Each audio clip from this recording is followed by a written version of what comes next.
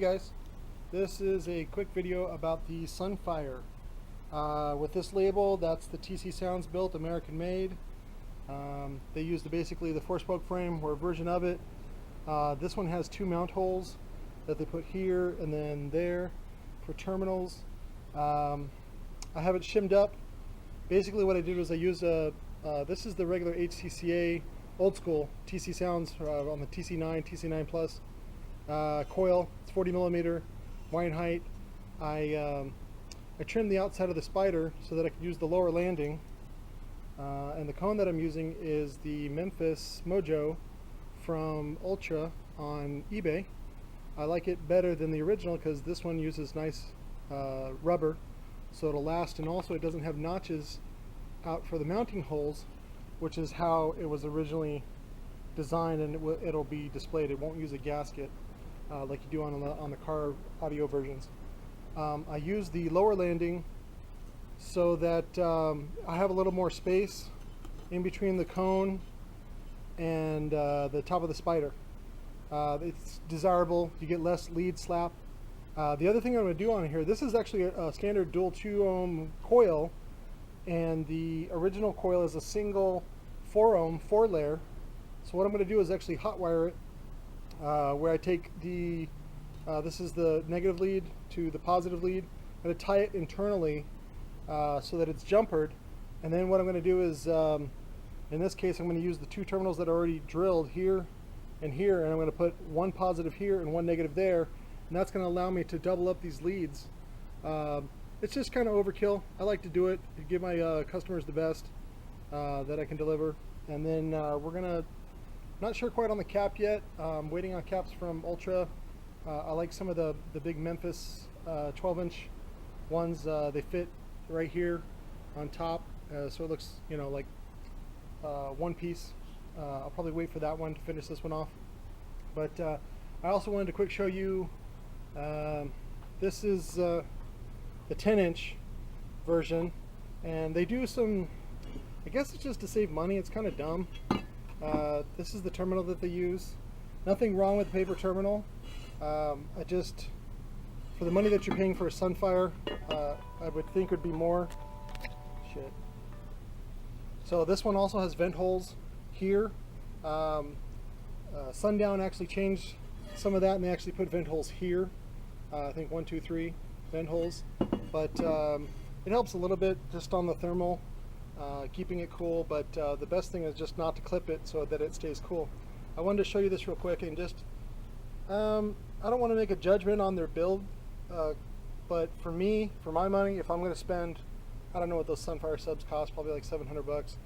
If I'm going to spend that kind of money, I want something really nice. But this to me was kind of shitty. It's just a foam piece that fits in there. This inner cap also looks familiar. You can find this at Ultra Audio, also on eBay. And then you can see that they use CA. This is original drip that they used at the factory. I don't know if this one was USA made, but it was made by TC Sounds. I think actually they switched to Chive now as the driver producer. Chive can do a good job as much as anybody else. So, but the customer was getting some bulging right there, and he complained about it, and we ended up taking it apart, and I ended up doing it all new and nice for him. But that's just a little quick rundown for the Sunfire repairs.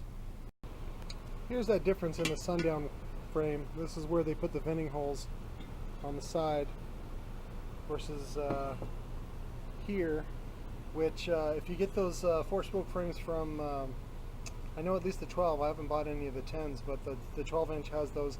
I personally don't like them. I put tape over them because I often use the lower landing, and then glue will drip down there. So just put some tape over it to cover it up, especially that one too. Okay guys, the wife wants to go to Outback Steakhouse, so I gotta wrap this shit up. Alright, so what I've done is this is the negative terminal over here on the right, because remember, positive is always on the left. So the positive terminal has gone to over here to this side, so it's being wired in series. So we're going to get a 4 ohm load, and then the positive is here. So the leads have been doubled up. So what I'm going to do now, this is what I was talking about on using the lower landing so it gives us a little bit more space. It doesn't take away from the excursion at all, and it's going to make a really nice bond filling this gap in with epoxy. So I'm going to fill epoxy here, and then I don't know if it's a good or bad thing, but one of the things about this cone, the Mojo cone, is that it's a little oversized, and so I don't have to make notches or anything. Probably just squish it on there, and then what I'll do is I'll go back and fill it in with some cotton stuffing, and then put epoxy on it and wait for it till later tonight, and then put the dust cap on it so it'll be ready to go. There's a beautiful flower. So usually I use a clamp ring, but the clamp ring was a little bit smaller than I wanted it to be. I wanted the surround to go all the way to the edge so that there wouldn't be any metal showing, because this is going to be the finish. We got the cotton stuffing in there. That is ready to jizz, and I am done for the night. All finished. Tested well. Give a shot of the terminals.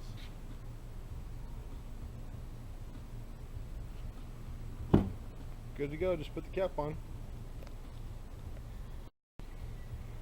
Okay, I decided on the 180 convex, which gives me room underneath to put an inner cap, which is always a good idea. So I'll go ahead and epoxy that in place and then put the cap on. Thanks for watching.